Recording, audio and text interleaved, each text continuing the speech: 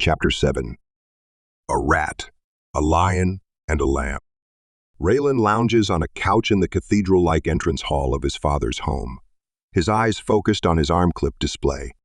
Hard steps on marble floor echo through the hall. Closing in on Raylan, he thoughtfully gazes out of the window, over the fountains in the park and the large weeping willows that dip their branches into the lake. Raylan types decisively, "I want you to take me up on that, and many more things." Smile. The clacking footsteps stop right in front of Raylan, but Raylan's eyes hang on Arya's response line. "I would like that very much." Quickly, he shoots off a smile. Before he looks up, Len Cherna stands in front of him. "The belated dinner will now be served. Your father requests your attendance." The Len steps aside and waits for Raylan to follow her. "Sure thing," He says. "I'll be right there." Raylan quickly types in a short answer to Arya. Gotta go. Leave some tokens for us to talk more later." Heart.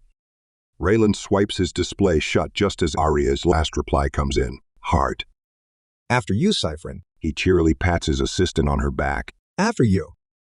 With an indignant look on her face, the Len turns around. Her heels attack the marble floor tiles with renewed vigor as she leads Raylan to the west wing of the estate. A wide and ornamented doorway slides open as Raylan and the Len approach. The west wing dining room seats 24 people, but at the moment only a tall, older crow sits at the face side of the long table, swiping through reports on his arm clip. The crow looks up at them as they approach. Scanty gray hair covers his chiseled skull. A hawkish nose between his blue eyes seems to guide his piercing gaze to its target. Swiping his display shut, Raylan's father scrutinizes his boy with a critical look. "You are late," He states, his raspy voice ripe with discontent. "And a good evening to you too, Dad." Raylan answers unfazed. His spirits are still high after his chat with Arya.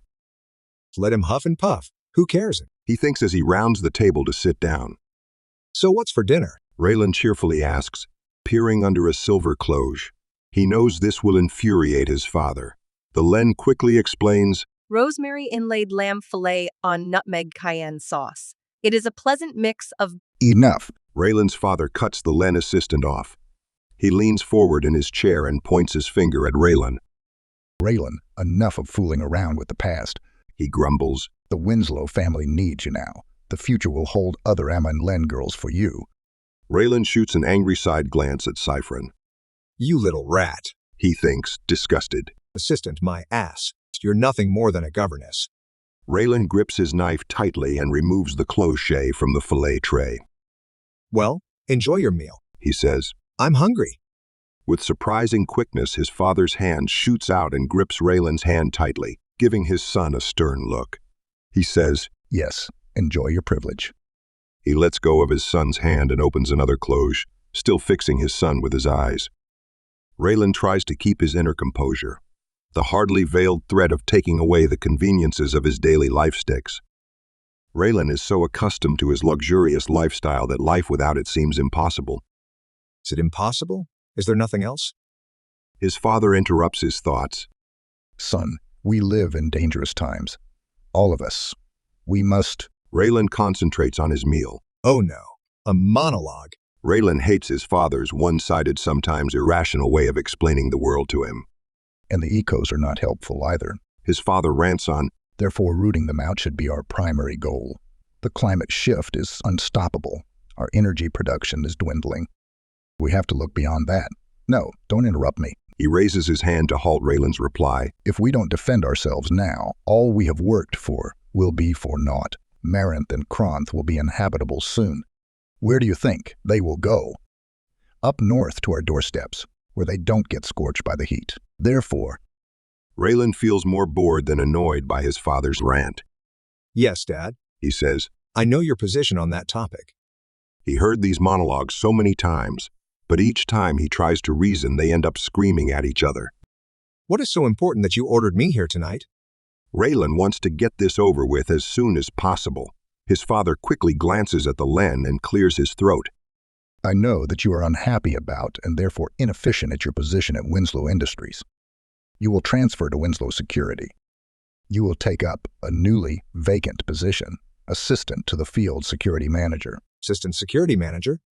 Raylan is surprised. That is second in the command chain of Winslow Security. No. The Len clarifies, giving him a knowing smile. Assistant 2, the security manager.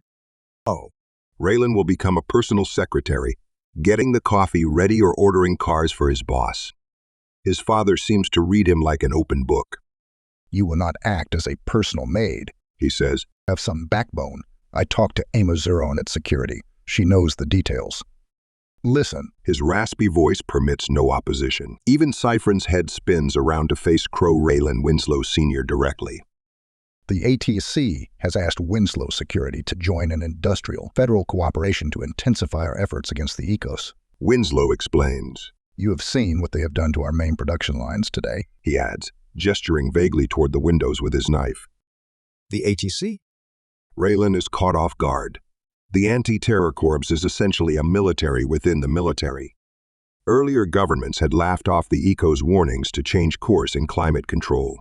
Their laughter died quickly after the first devastating wave of ECO's attacks hit the globe. The ECO's coordinated strikes disabled entire industries and disrupted central logistics hubs. The resulting economic depression fueled riots, toppled governments, and claimed over 100,000 deaths.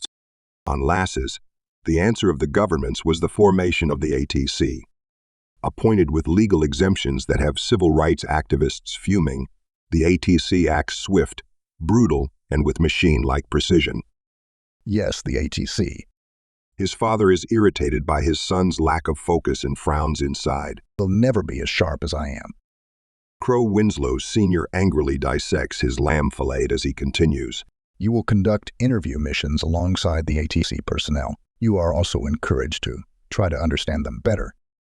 Again, Raylan does not catch his father's short glance to Cyphron as he gazes at the wine in his glass. Most ECOS terrorists on Lasses are your age. His father explains. Therefore, your social proximity may help to better shape our AI training sets.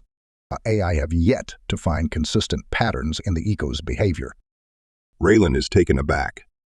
So, you want me to rat them out? He snorts. Ever heard the phrase, snitches get stitches? I'll be dead within a week. Do you hate me that much?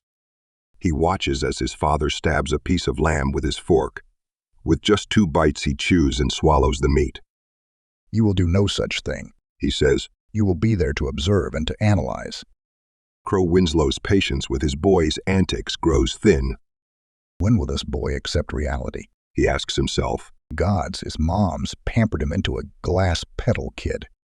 Grow up, Raylan, He says out loud. and accept your responsibilities. Without further words, they finish their meals. Like cubs to a lion, neither Raylan nor Cyphron dare to interrupt the silence in fear of harsh replies. Finally, his father abruptly pushes his chair back and gets up, wiping his mouth with a silk table napkin. I'll hear your first report next week. Nonchalantly throwing his napkin back on the plate, he looks at Raylan and adds. Surprise me. He walks briskly to the door, not waiting for an answer. The Len follows him quickly and leaves Raylan by himself in the dining room. Having lost all appetite, he moves bits of lamb around on his plate, musing over the sudden turn of events. I won't see Arya on her field trip to the chemical plant on Friday. Is his first thought. The image of her bright smile still warms his heart. No hanging out at the Bolton Tower either. He thinks sadly. Not for the next few days anyway. Raylan frowns. The ATC will plaster him with data and access requests if this cooperation is not just some stunt for the public. Observe and analyze? Observe what? He thinks, puzzled. Observe the ATC break down doors and drag cuffed suspects out of their homes. He had seen the videos on CM before they were taken down. What am I getting into? Raylan begins to feel strangely uneasy about his new assignment. Managing people is very much different from monitoring illegal activity. Office people rarely end up in federal prison. They don't kill on their job or get killed. How do I get out of this? Crazy schemes cross Raylan's mind as he drinks his wine. Hijacking the yacht on their weekend trip and fleeing down south to Manth, enlisting to the Navy. They always need recruits, stealing the Toro and racing off into the sunset. None of these plans make any sense if he wants to see Arya, Terran, and the others again. Arya's voice echoes in his mind. People do change. You just have to let them. Wearily, He gets up and empties his wine glass.